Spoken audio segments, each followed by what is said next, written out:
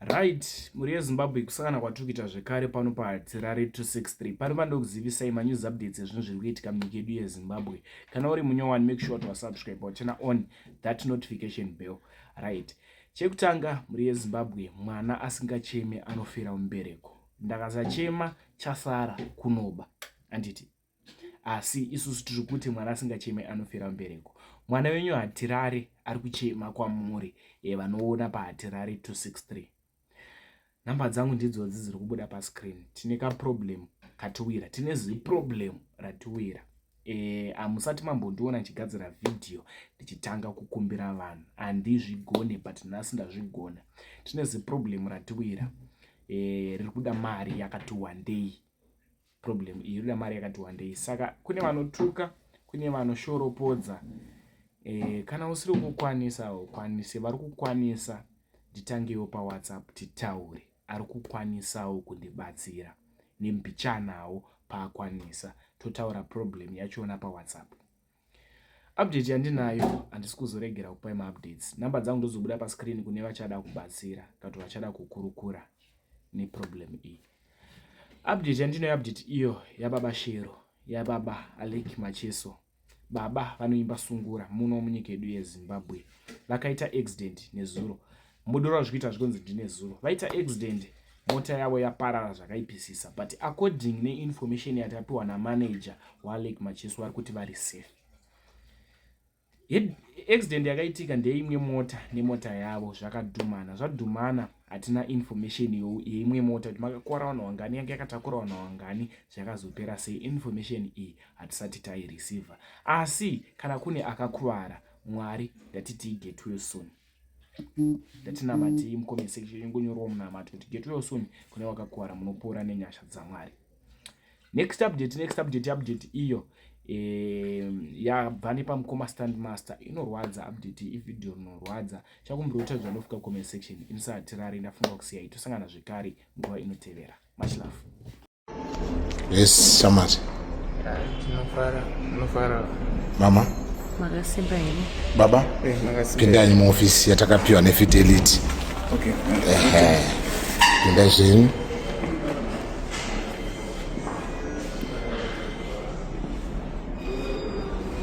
Zviri seiko Shamati? Ndina. Chii chiri kunetsa mufana wangu? Chiri kunetsa itsvo. Nechirungu inonzi chii? Alright. Ndakatanga kurwara 2021, ndondazoiswa catheter 2022. Ndopandakatanga kudialyza muna January. Yakatanga sei problem iyoyo sekunzwa kwako?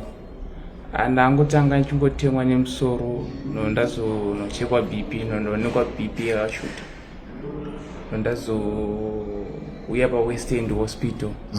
Ndo pandakanzi BP yakapisa makidneys. Alright. Iyo une makore mangani? Ndine 23 years kubereka. Uri wechingani? Ndiri wechi2. Makazvara muri wangani pomufana wangu? Takazvarwa 3. Okay. Umwe aripi? Wekutanga musikana arikugara kubindura, wechi2 ndini, wechi3 asara Pfumba. Okay. Mogara kupi? Tinogara kuchitungwisa kuSengesa. Pamba pani? Pamba pevabereki vadiki. Alright. Mugere zvakanaka nevamwe? Yeah.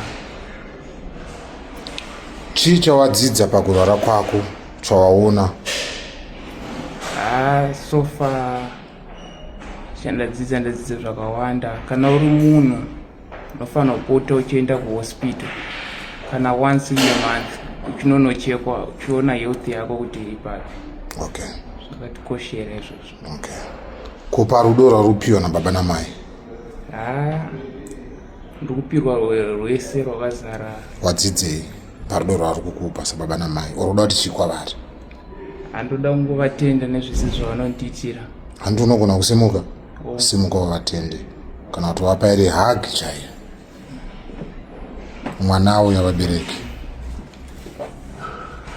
Amai, ndikutende nezvese zvamunondiitira kubva zuva rekutanga kusvika nanhasi. ndongondiradza rudo rwenyu. Haniniwo mwanangu, ndichangokuchengeta kusvika rani. Totenda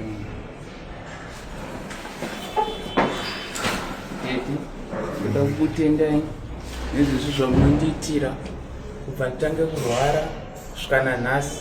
Munondisiya mungoni. Totendai. Takadaro kusvika zvaita. Totenda. Gara kwambana wangu.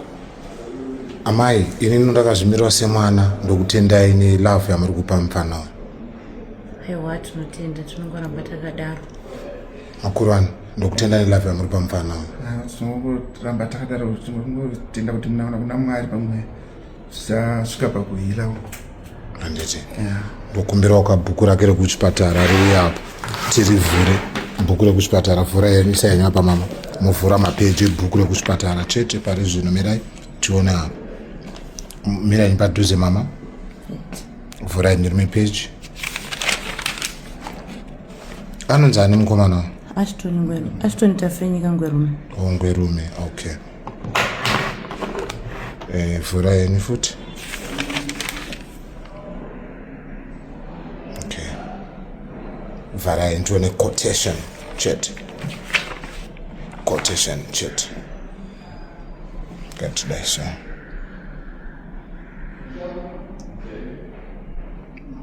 Kunodiwa mari?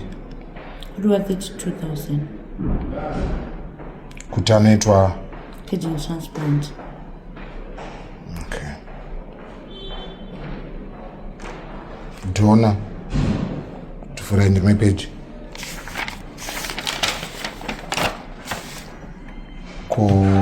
Achamudonetera kidney makatomwana oro pauviri wenyu mama?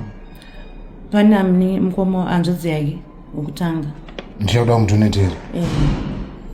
Ari kunzi ari kubhindura. Vhurai raguma. Rapira. Anzvadzi akuda kudonetera yakatodaro. Yakatodaro.